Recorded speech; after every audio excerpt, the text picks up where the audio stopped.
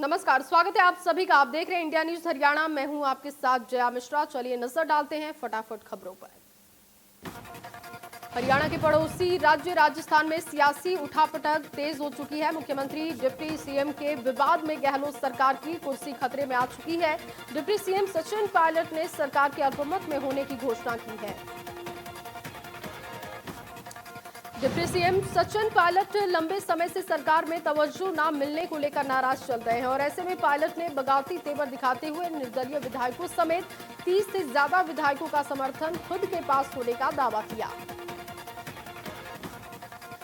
सचिन पायलट दिल्ली में मौजूद हैं। वहीं बताया जा रहा है कि उनके समर्थक विधायक गुरुग्राम में ठहरे हुए हैं, तो सरकार बचाने की कवायद में मुख्यमंत्री गहलोत के आवास पर बैठकों का दौर जारी है। राजस्थान में सरकार पर आए सियासी संकट से निपटने के लिए कांग्रेस हाईकमान रणदीप सुरजेवाला समेत 3 बड़े नेताओं को जयपुर भेज दिया गया है। खबर है कि राजस्थान कांग्रेस अध्यक्ष सचिन पायलट पर कांग्रेस कार्रवाई कर सकती है और ऐसे में प्रदेश कांग्रेस अध्यक्ष बदले जाने की अटकलें तेज है। जम्मू कश्मीर के बांदीपोरा में सुरक्षा बलों ने 4 आतंकियों को किया गिरफ्तार। आतंकियों के पास से भारी मात्रा में तबाही का सामान बरामद। गोला बारूद से घाटी में तबाही मचाना चाहते थे आतंकी। अनंतनाग में सुरक्षा बलों की आतंकियों से मुठभेड़। करीब 3 दहशतगर्दों को सुरक्षा बलों ने घेरा। आतंकियों के साथ चल रही है मुठभेड़। असम में बाढ़ ने मचाया कहर। करीब 3 लाख लोग बाढ़ से प्रभावित हैं। राहत बचाव के काम में जुटी एनडीआरएफ की टीमें। लोगों का लगातार हो रहा है रेस्क्यू। सावन महीने का दूसरा सोमवार आज है। कोरोना संकट के चलते मंदिर में नहीं दिखाई दे रही है श्रद्धालुओं की भीड़। सोशल डिस्टेंसिंग के साथ मंदिरों में किया गया शिवलिंग का जलाभिषेक। प्रदेश से जुड़े तमाम मुद्दों को लेकर गृह मंत्री अमित शाह से दुष्यंत चौटाला ने मुलाकात की। हरियाणा के तमाम मुद्दों को लेकर चर्चा की गई। चेयरमैन समेत कई राजनीतिक पदों पर होनी है नियुक्तियां। उप मुख्यमंत्री दुष्यंत चौटाला ने कहा कि राज्य सरकार प्रदेश के किसानों के हित में कई अहम कदम उठा रही है ताकि वो आत्मनिर्भर भारत की एक महत्वपूर्ण कड़ी बन सके। इसके अलावा सरकार राज्य में लवड़िया और जल भराव वाली जमीन के सुधार के लिए भी ठोस कदम उठा रही है। उन्होंने बताया कि प्रदेश में लगभग 11 लाख एकड़ भूमि लवड़िया और जल भराव की समस्या से प्रभावित है। इस समस्या की गंभीरता को देखते हुए प्रदेश सरकार ने साल 2020-21 में समस्या से ग्रस्त 1 लाख एकड़ जमीन को सुधारने का लक्ष्य बजट में निर्धारित किया है। इस काम को मिशन मोड में पीपीई के तहत बढ़ावा दिया जाएगा। बड़ौदा विधानसभा में होने वाले उपचुनाव को लेकर दिग्विजय चौटाला ने कहा कि वो बड़ौदा हल्के से उपचुनाव नहीं लड़ेंगे, लेकिन इस समय प्रदेश में गठबंधन की सरकार है। इस सीट का गठबंधन की टिकट पर चुनाव लड़ा जाएगा। उन्होंने कहा कि इस सीट पर किसी पार्टी का उम्मीदवार होगा, इसका फैसला दोनों पार्टी के बड़े नेता करेंगे। उन्होंने कहा कि यहां से मजबूती से चुनाव लड़कर एक बड़ी जीत हासिल करनी है। कोरोना संकट के बीच मुख्यमंत्री मनोहर लाल ने युवाओं के साथ मंथन किया। कार्यक्रम का आयोजन यूथ फॉर न्यू हरियाणा के द्वारा किया गया था। मुख्यमंत्री मनोहर लाल ने युवाओं से वीडियो कॉन्फ्रेंसिंग के माध्यम से मंथन किया। वेबिनार में राज्य, देश और विदेश से सभी क्षेत्रों से 400 से अधिक विशेषज्ञों ने भाग लिया। इसमें चिकित्सा, कानून, उद्योग जैसे क्षेत्रों के साथ ही शिक्षाविद, छात्र और किसान भी शामिल रहे।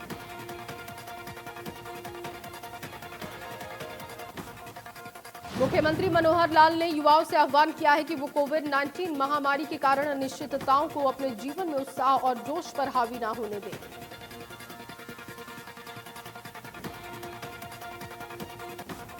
मुख्यमंत्री ने कहा कि इस संकट के समय से उभरने के लिए इस स्थिति को एक अवसर में बदलना होगा। राष्ट्र निर्माण में अपना योगदान देना होगा। मुख्यमंत्री मनोहर लाल ने मंथन के दौरान कहा कि हरियाणा ने कोरोना के खिलाफ अच्छी लड़ाई लड़ी है। हरियाणा के लोग मेहनती हैं। मुख्यमंत्री मनोहर लाल ने कहा कि 2014 में हमने नारा दिया था हरियाणा एक, हरियाणवी एक, और इसी के तहत बिना भेदभाव किए हरियाणा के हर विभाग में विकास के लिए काम किया जा रहा है। मुख्यमंत्री ने भ्रष्टाचार को लेकर कहा कि हमारी सरकार ने भ्रष्टाचार को दूर कर नौकरियों में पारदर्शिता लाई है। अब पहले की तरह प्रदेश में पर्ची भर्ची का खेल नहीं चलता। रोहतक में इनेलो नेता अभय चौटाला ने प्रदेश सरकार पर निशाना साधा है। अभय चौटाला ने कहा कि कोरोना को लेकर जो दावे सरकार कर रही है उसका जवाब विधानसभा में मांगा जाएगा। अभय चौटाला ने कहा कि प्रदेश की अर्थव्यवस्था को पटरी पर लाने को लेकर सरकार को विधानसभा में जवाब देना होगा। उन्होंने मांग की है कि सरकार खर्चे को लेकर श्वेत पत्र लाए। मुख्यमंत्री के कांग्रेस को लेकर गंगा जल वाले बयान पर अभय चौटाला ने ऐतराज जताया है। उन्होंने कहा कि अगर कोई किसी दलदल में लिप्त है तो क्या गंगा जल के नहाने से उनके सारे पाप धुल जाएंगे। बड़ौदा उपचुनाव को लेकर अभय चौटाला ने कहा कि जैसे ही चुनाव की घोषणा होगी इनेलो अपने प्रत्याशी का नाम घोषित कर देगी। उन्होंने कहा कि 15 जुलाई के बाद वो बड़ौदा विधानसभा के हर गांव का दौरा करेंगे। टिड्डी दल को लेकर बिजली मंत्री चौधरी रणजीत सिंह ने कई गांवों का किया दौरा। किसानों से टिड्डी दल के बारे में दी जानकारी। इस दौरान उन्होंने कपास की फसल का गहनता से मुआयना किया। उन्होंने किसानों से कहा कि वो घबराए नहीं, बल्कि समस्या को लेकर किसी भी तरीके की जरूरत हो तो इस बारे में अवगत करवाया जाए। उन्होंने कहा कि प्रदेश सरकार हर विपदा और संकट में किसानों के साथ खड़ी है। भिवानी में कृषि मंत्री जेपी दलाल ने टिड्डियों को मारने वाली दवाई में पानी मिलाने को लेकर लैब की रिपोर्ट पर कहा कि कंपनी को ब्लैक लिस्ट कर दिया गया है। साथ ही उन्होंने कहा कि कंपनी पर एफआईआर दर्ज करने के आदेश दिए गए। कृषि मंत्री ने बेरोजगारी में हरियाणा के नंबर 1 वाली रिपोर्ट पर सफाई देते हुए कहा कि हरियाणा में ऐसी स्थिति नहीं है। उन्होंने कहा कि हरियाणा में केवल हरियाणा के ही नहीं बल्कि दूसरे प्रदेशों के लोग भी रोजगार के लिए आते हैं। बड़ौदा उपचुनाव को लेकर कृषि मंत्री जेपी दलाल ने कहा कि बीजेपी का एक साधारण कार्यकर्ता भी चुनाव जीत सकता है। उन्होंने कांग्रेस पर निशाना साधते हुए कहा कि वो फिर अपने नेता आजमा ले। गोहाना के मदीना गांव में खेल मंत्री संदीप सिंह पहुंचे, जहां उन्होंने मदीना गांव में बने खेल स्टेडियम का जायजा लिया। इस दौरान खेल मंत्री ने ग्रामीणों की समस्याएं भी सुनी। उन्होंने कहा कि पिछले सरकारों ने गांव में स्टेडियम तो बना दिए लेकिन उनके रखरखाव और सुविधा पर ध्यान नहीं दिया गया। सिरसा के रोड़ी बाजार में जूतों की एक दुकान के बेसमेंट में पानी भर गया। पानी भरने की वजह से बेसमेंट में रखे जूते चप्पलें तैरती हुई दिखाई दी। दुकानदार का आरोप है कि साथ लगती गली में पब्लिक हेल्थ विभाग की तरफ से पानी की पाइप डालने का काम चल रहा है, जहां से उनकी दुकान की बेसमेंट में पानी भर गया, जिससे कि उनका लाखों का नुकसान हुआ। पिछले 2 दिनों से सिरसा में हो रही बारिश से भी पब्लिक हेल्थ का पाइप लाइन डालने का काम धीमा होने से उसकी दुकान में बने बेसमेंट में पानी भर गया। दुकानदार ने इसे विभाग की लापरवाही बताकर नुकसान की भरपाई की मांग की। जींद की नई सब्जी मंडी में जलभराव से जल्द ही निजात मिल जाएगी। सब्जी मंडी के पानी निकासी के लिए स्पेशल लाइन बिछाई जाएगी। पानी निकासी के लिए स्पेशल लाइन बिछाने के लिए 58 लाख रुपए के बजट की मंजूरी भी मिल गई है। मार्केटिंग बोर्ड की ओर से स्पेशल लाइन के लिए टेंडर भी लगा दिए गए हैं। 29 जुलाई को टेंडर जारी होंगे। टेंडर जारी होने के 3 महीने के अंदर लाइन का काम पूरा हो जाएगा। फिलहाल नई अनाज मंडी में हल्की बारिश से जलभराव की स्थिति हो जाती है। बारिश के 3 से 4 दिन तक पूरी मंडी जलमग्न रहती है। जलभराव होने से किसान, आढ़ती और सब्जी लेने आने वाले लोगों को परेशानी होती है। पानी निकासी होने से लोगों को राहत मिलेगी। कुरुक्षेत्र के गांव हथीरा में लोगों ने सड़क के किनारे धान लगाकर प्रशासन के खिलाफ विरोध जताया है। लोग सड़क न बनने को लेकर प्रशासन के रवैये से परेशान हैं। नाराज लोगों का कहना है कि जो सड़क 10 से ज्यादा गांवों को जोड़ती है उस सड़क की हालत किसी खेत से कम नहीं है। इस हालात को देखते हुए गांव के लोगों ने यहां पर धान लगा दिया।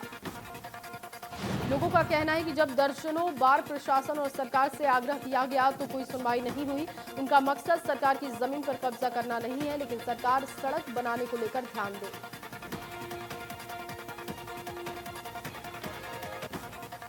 फगवाड़ा के सतकरतरिया मोहल्ले में मकान की छत गिरने से मां और बेटी की मौत हो गई। महिला के पति और 8 महीने की बेटी को लोगों ने कड़ी मशक्कत के बाद जिंदा बाहर निकाला। बताया जा रहा है कि आसमानी बिजली गिरने से मकान की छत गिरी थी। हादसे में एक ही परिवार के 4 लोग मिट्टी में दफन हो गए। क्षेत्र में अफरा तफरी का माहौल बन गया।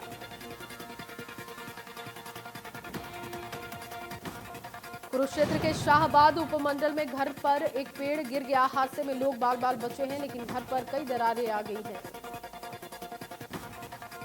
शाहबाद विधायक रामकरण मौके पर पहुंचे, हालात का जायजा लिया। बताया जा रहा है कि कई बार लोगों ने इस बात को लेकर गुहार लगाई थी, लेकिन इस पर ध्यान नहीं दिया गया। कैथल सीआईए पुलिस ने नेशनल हाईवे के नजदीक से अंतर्राज्यीय चोर गिरोह के 4 सदस्यों को काबू किया है। इनके पास से एक अवैध 315 बोर पिस्तौल, 2 जिंदा कारतूस और राजस्थान से चोरी के करीब 20 लाख रुपए बरामद किए गए। चारों आरोपियों को अदालत में पेश किया गया, जहां से उन्हें 2 दिन के पुलिस रिमांड पर भेजा गया है, जबकि शेष तीनों को न्यायालय में आदेशानुसार न्यायिक हिरासत में भेजा गया। पुलिस अधीक्षक शशांक कुमार सावंत ने जानकारी दी है कि इंस्पेक्टर अनूप सिंह की अगुवाई में टीम अपराधियों की धरपकड़ के लिए गश्त पर थी, जिस दौरान ये सफलता हाथ लगी।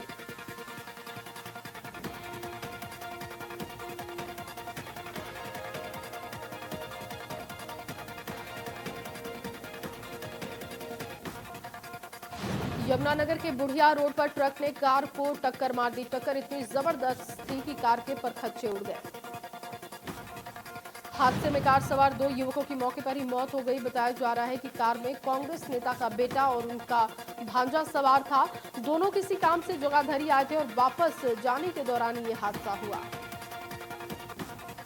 हादसे के बाद ट्रक चालक फरार बताया जा रहा है। पुलिस ने दोनों शवों को कब्जे से लेकर पोस्टमार्टम के लिए भिजवाने के बाद उनके घर वालों को सौंपा गया। ट्रक चालक के खिलाफ मामला दर्ज कर जांच शुरू की गई।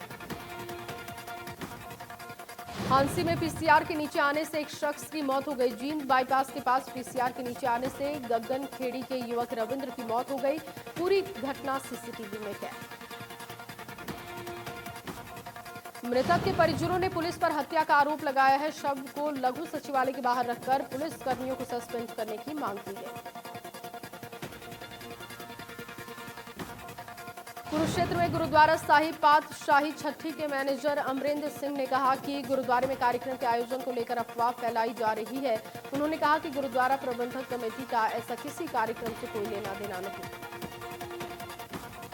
उन्होंने कहा कि ऐसा कोई कार्यक्रम गुरुद्वारा में नहीं रखा गया है। उन्होंने सिख संगत से अपील की है कि वो अफवाहों से बचे, फैलाई जा रही अफवाहों पर वो ध्यान ना दें। करनाल में तेज आंधी और तूफान की वजह से बस स्टैंड पर खड़ी 4 बसों के ऊपर पेड़ गिर गया। तेज तूफान की वजह से कई पेड़ टूटकर सड़क पर गिरे। पेड़ गिरने से बिजली के खंभे भी टूट गए। तूफान की तबाही के चलते क्षेत्र में घंटों तक बिजली गुल रही। क्रेन की मदद से पेड़ों को हटाकर घंटों बाद बिजली सप्लाई शुरू की गई। यमुनानगर के जगाधरी में गौरी शंकर आश्रम लिंक रोड पर विश्वकर्मा इंटरप्राइजेज स्टील फैक्ट्री में आग लग गई। आग में फैक्ट्री में रखा तेल और कई चीजों को नुकसान पहुंचा है। लाखों का पहुंचा नुकसान।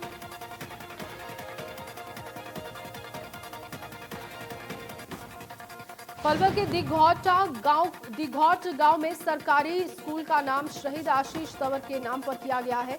अब स्कूल को शहीद आशीष तंवर राजकीय वरिष्ठ माध्यमिक स्कूल के नाम से जाना जाएगा।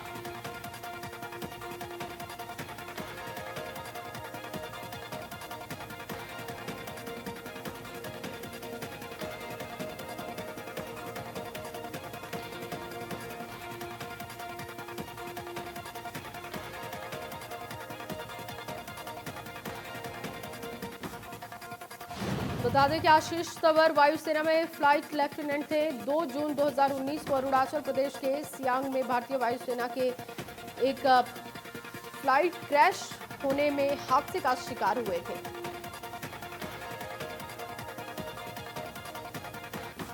आशीष तंवर ने साहस और वीरता का परिचय देते हुए अपने कर्तव्यों का पालन करने में अपने प्राणों का बलिदान दिया था। पलवल के बेटे के नाम पर स्कूल का नाम रखने की सिफारिश सरकार से की गई थी। गुरुग्राम में 112 नए मामले सामने आए। एक्टिव केस 6,860 हैं। अब तक 5,729 लोग ठीक हो चुके हैं।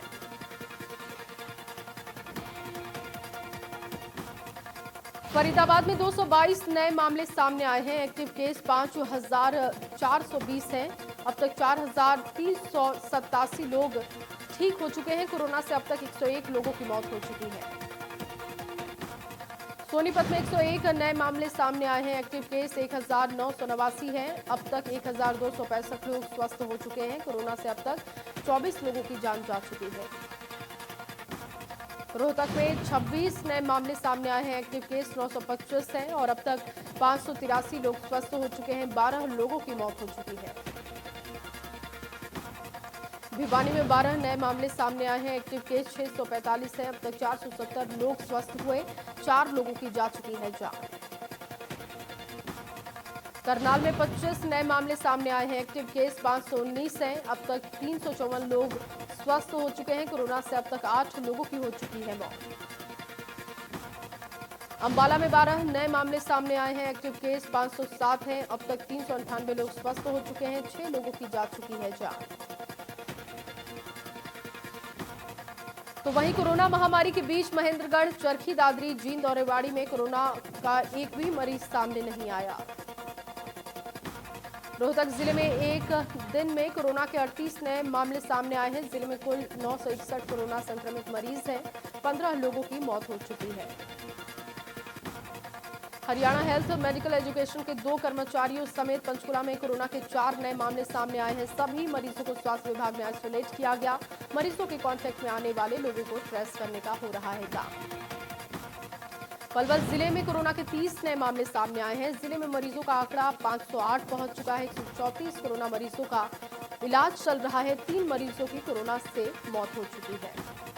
कैथल जिले में एक महिला समेत कोरोना के 5 नए मरीजों की पुष्टि हुई है। 3 जकुली अड्डा, 1 जडोला और गुरु तेग बहादुर कॉलोनी से एक कोरोना संक्रमित मरीज सामने आया। स्वास्थ्य विभाग ने सभी को किया आइसोलेट। नूर जिले में पिछले एक दिन में 16 नए मामले सामने आए हैं। जिले में कोरोना के कुल 322 मामले हैं। करीब 85 मरीजों का चल रहा है इलाज। जिले में 10,192 लोगों को सर्विलांस पर लिया जा चुका है। इनमें से 8,758 लोगों को क्वारंटीन टाइम पूरा हो चुका है। अब तक 9,181 लोगों के सैंपल लैब भेजे जा चुके हैं। 8,740 की रिपोर्ट नेगेटिव आई है। प्रदेश में कोरोना के 658 नए मामले सामने आए हैं। कुल 21,240 कोरोना संक्रमित मामले हैं। 4,956 कोरोना मरीजों का इलाज चल रहा है। कोरोना से प्रदेश में अब तक 301 लोगों की मौत हो चुकी है। उत्तर प्रदेश में कोरोना के 36,476 संक्रमित मामले हैं। 12,208 कोरोना मरीजों का चल रहा है इलाज। कोरोना से 934 मरीजों की हो चुकी है मौत। गुजरात में 41,906 कुल कोरोना संक्रमितों का आंकड़ा है। 10,662 कोरोना मरीजों का इलाज चल रहा है। 2,046 लोगों की मौत हो चुकी है। दिल्ली में कोरोना के 1,12,494 संक्रमित मामले हैं। 19,155 कोरोना मरीजों का इलाज चल रहा है। 3,371 कोरोना मरीजों की जान जा चुकी है। महाराष्ट्र में कोरोना के 2,54,427 मामले हैं। 1,03,516 मरीजों का इलाज चल रहा है। 10,289 मरीजों की मौत हो चुकी है। वहीं देश में 8,79,466 कोरोना मामले हैं। 29,105 कोरोना के नए मामले ट्रेस किए गए हैं। इसके साथ ही साथ 3,01,468 मरीजों का अब तक चल रहा है इलाज। ब्राजील में कोरोना के 18,66,176 संक्रमित मामले हैं। 72,151 मरीजों की कोरोना से मौत हो गई है। 5,80,512 मरीजों का इलाज चल रहा है। अमेरिका में कोरोना के 34,12,995 संक्रमित आंकड़े हैं। 1,37,782 मरीजों की अब तक मौत हो चुकी है। 17,59,129 मरीजों का इलाज चल रहा है। दुनिया में कोरोना के 1,30,35,942 संक्रमित आंकड़े हैं। 5,71,571 कोरोना मरीजों की जान जा चुकी है। 48,82,336 मरीजों का अब तक चल रहा है इलाज। अमिताभ बच्चन और अभिषेक बच्चन शनिवार देर रात कोरोना संक्रमित पाए गए। दोनों को मुंबई के नानावती अस्पताल में भर्ती करवाया गया है। इस बात की जानकारी खुद अमिताभ बच्चन ने अपने ट्विटर हैंडल पर दी। ऐश्वर्या राय बच्चन और आराध्या बच्चन भी कोरोना रिपोर्ट उनकी पॉजिटिव है। अभिषेक और अमिताभ बच्चन को कोरोना होने के बाद उनके बंगले जलसा को सैनिटाइज किया गया। बॉलीवुड के महानायक अमिताभ बच्चन और उनके बेटे अभिषेक बच्चन की कोरोना पॉजिटिव पाए जाने के बाद अभिनेता अनुपम खेर की मां और भाई समेत परिवार के 4 लोग भी कोरोना संक्रमित पाए गए। फिल्म दिल बेचारा का टाइटल ट्रैक रिलीज होते ही सोशल मीडिया पर धूम मचा रहा है।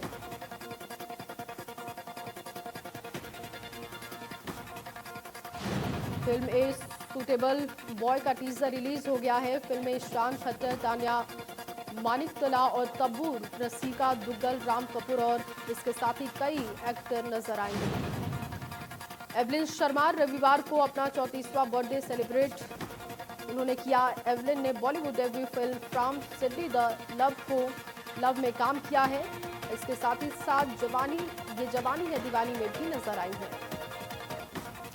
एक्टर रंजन सहगल का 36 वर्ष की उम्र में निधन हो गया। रंजन सहगल काफी समय से बीमार चल रहे थे।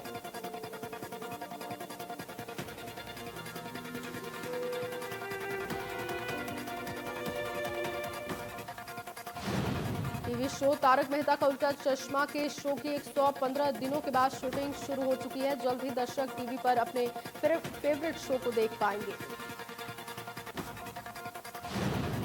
Singer composer Himesh Reshammiya corona virus lockdown में मिली छूट के बाद शूटिंग सेट पर पहुंचे। TV singing reality show Saregama पाप और लिटिल चैंप में भी वो काम कर चुके हैं। कोरोना संकट काल में रोहित शेट्टी किसी न किसी प्रकार से मदद के लिए आगे आ रहे हैं। रोहित शेट्टी ने ड्यूटी पर तैनात मुंबई पुलिस के लिए शहर के 11 होटल में आराम और भोजन की बंदोबस्त की।